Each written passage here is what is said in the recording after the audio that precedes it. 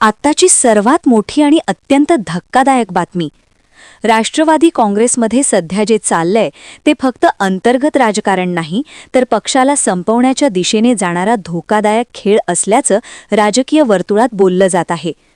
प्रफुल्ल पटेल, छगन भुजबळ, सुनील तटकरे हे 3 नेते सध्या इतक्या घाईत निर्णय का घेत आहेत, हा प्रश्न संपूर्ण महाराष्ट्र विचारतोय. आणि म्हणूनच सांगतो, हा व्हिडिओ अर्धवट सोडला तर खरी खेळी समजणार नाही. शेवटपर्यंत बघितलाच पाहिजे.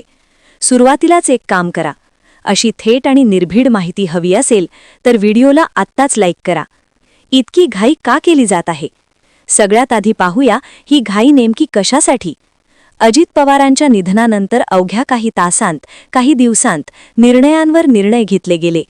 सुनेत्रा पवार यांना उपमुख्यमंत्री करण्याचा निर्णय, तोही घाईघाईत, तोही शरद पवारांच्या उपस्थितीशिवाय, तोही सुप्रिया सुळे नसताना. ही घाई योगायोग नाही. राजकीय विश्लेषक सांगतात, ही घाई म्हणजे शरद पवार परत सगळं हातात घेण्याआधी सगळं सेट करून ठेवण्याचा प्रयत्न. हा मुद्दा गंभीर वाटतोय ना? वाटत असेल तर लाईक करा, कारण पुढचा मुद्दा याहूनही धोकादायक आहे. हे 3 नेते राष्ट्रवादीला कसं खराब करत आहेत? पहिला धोका, पक्षाची शिस्त आणि परंपरा मोडली जात आहे. राष्ट्रवादी काँग्रेसमध्ये नेहमीच निर्णय पवारसाहेबांच्या मार्गदर्शनाखाली होत आले, पण आज निर्णय घेतले जात आहेत त्यांना विश्वासात न घेता. दुसरा धोका, कार्यकर्त्यांमध्ये प्रचंड नाराजी. जिल्हा पातळीवर, तालुका पातळीवर कार्यकर्ते विचारतायत, आपला पक्ष चालवतोय कोण? आणि तिसरा, सगळ्यात मोठा धोका, हे सगळं कोणामुळे?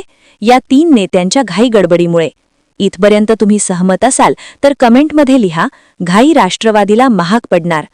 अजित पवारांच्या निधनानंतर पक्षाची धुरा पुन्हा एकत्रपणे शरद पवारांच्या नेतृत्वाखाली चालवणे अपेक्षित होते, पण शरद पवारांना बाजूला करण्याचा प्रयत्न. आज जे काही चाललंय त्यामागे एक मोठा हेतू असल्याचं बोललं जात आहे. तो हेतू म्हणजे शरद पवारांचा प्रभाव हळूहळू कमी करणे. आज शपथविधीला नाही, उद्या निर्णय प्रक्रियेत नाही, परवा पक्षरचनेत नाही, असा हळूहळू पवारसाहेबांना साईडलाईन करण्याचा डाव टाकला जातोय का? हा प्रश्न फक्त राजकीय नाही तर ऐतिहासिक आहे. कारण इतिहास सांगतो, शरद पवारांना संपवण्याचा प्रयत्न आजपर्यंत कोणीही यशस्वीपणे केलेला नाही. हा मुद्दा पटतोय का? पटत असेल तर लाईक करा, कारण आता येतो सगळ्यात मोठा टर्निंग पॉइंट. शरद पवार आता काय करू शकतात? शरद पवार शांत आहेत, पण शांतता म्हणजे कमजोरी नाही. पवारसाहेबांचा स्वभाव एकच आहे, वेळ येईपर्यंत थांबायचं आणि मग एकाच चालीत सगळं उलटवायचं. आज जे 3 नेते घाई करत आहेत तेच उद्या पवारसाहेबांच्या रणनीतीत अडकू शकतात. कारण पवारसाहेबांकडे अजूनही विश्वास आहे, अनुभव आहे आणि सगळ्यात महत्त्वाचं पर्याय आहेत. इथेच गेम फिरू शकतो. निष्कर्ष, ही घाई कोणासाठी धोकादायक? प्रफुल्ल पटेल, छगन भुजबळ, सुनील तटकरे यांची आजची घाई कदाचित आज त्यांना फायदा देईल, पण उद्या संपूर्ण राष्ट्रवादीला मोठ्या संकटात टाकू शकते. आणि शरद पवार, ते अजून संपलेले नाहीत, ते अजूनही गेममध्ये आहेत. शेवटचा प्रश्न तुमच्यासाठी, तुम्हाला काय वाटतं?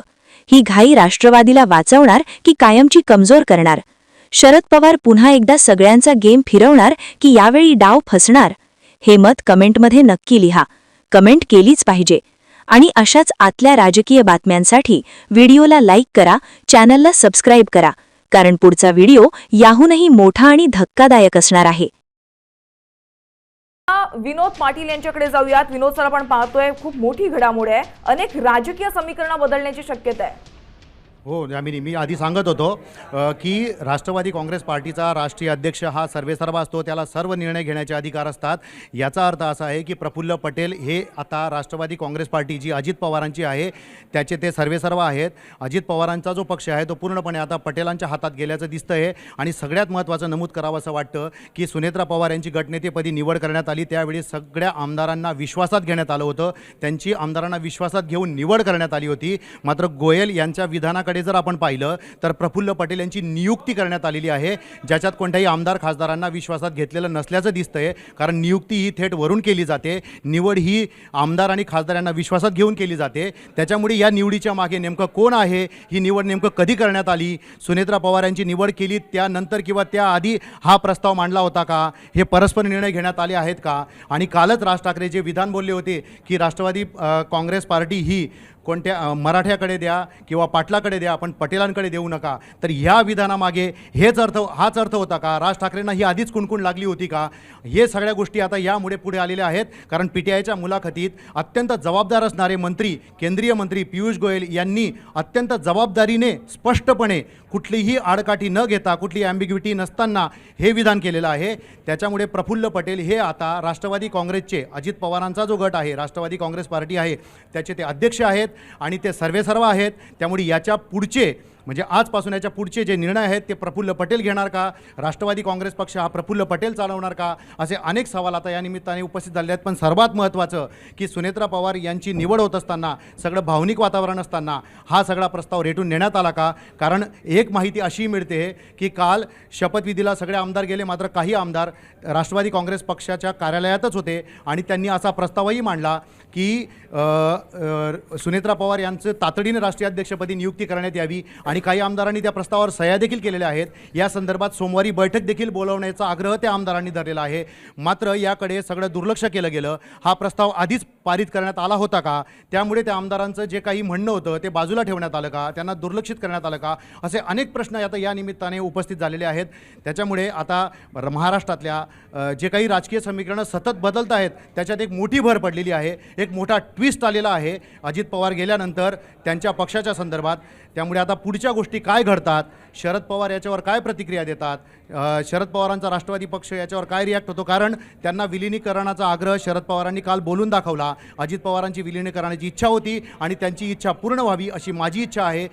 याचा अर्थ तेही सकारात्मक होते. मात्र प्रफुल्ल पटेल जर राष्ट्रीय अध्यक्ष झाले तर एका बाजूला काल जर तटकरेंचं आपण वाक्य बघितलं तर त्यांनी सरळ सांगितलं की 17 जानेवारीला जो व्हिडिओ आहे ज्याच्यात अजित पवार शरद पवार सोबत आहेत तर तो विलिनीकरणासंदर्भात नाही. कारण त्या बैठकीनंतर अजित पवारांनी केवळ ही ZP आणि महापालिकेत युती आहे आघाडी करण्यात आली होती असं स्पष्ट केलं. त्यामुळे त्यांचा विलिनीकरणाला विरोध आहे हे स्पष्टपणे कालच त्यांनी सांगितलेलं दिसतंय आपल्याला. आणि आता नक्कीच धन्यवाद सर.